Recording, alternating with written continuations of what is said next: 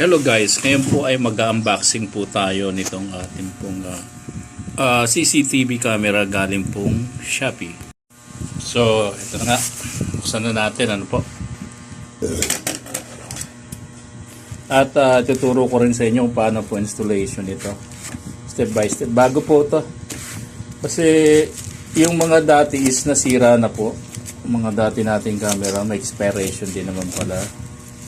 So, natin to kung kasi yung ating pong mga CCTV camera almost 4 years na po ito, 3 years nasira na po, almost 3 years na siya, nasira na po yan.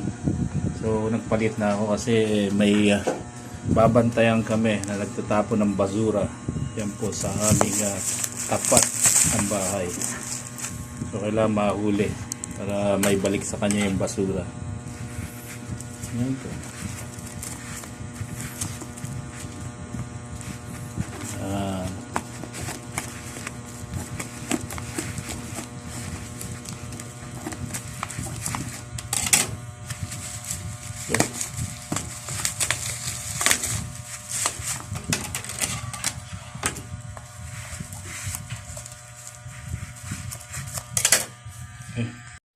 So ito, buksan na po natin. Nabuksan na. Makikita po natin ang pangalan niya ay Smart Wi-Fi camera. So first time ko po itong i-order. So Wi-Fi naman siya. So tingnan natin kung ano yung mga nasa loob. Blurred yan. Tingnan natin kung ano yung mga nasa loob. Ito. Meron siyang receptacle para po sa outlet. Ibig sabihin yan. Tapos ito po naka-wrap pa po ito pong camera, bulb type. So pwede po natin saksak sa ating pong mga outlet receptacle. Yan. Tapos yun, nakalagay rito 915. Wait, nagwa-blurred. So nakalagay po rito is 915. Diyan nagwa-blurred lang siya. Yan.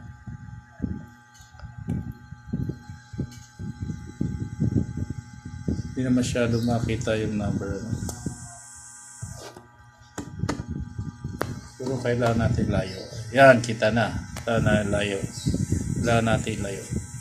Number 9151265 user admin. Ayan. Meron po siyang code.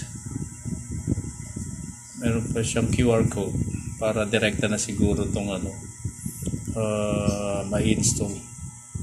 Tapos after that, meron siyang screw para po dito yan sa receptacle ng ating pong camera. Then meron din po siyang surveillance camera instruction manual. Yan, nakalagay po rito.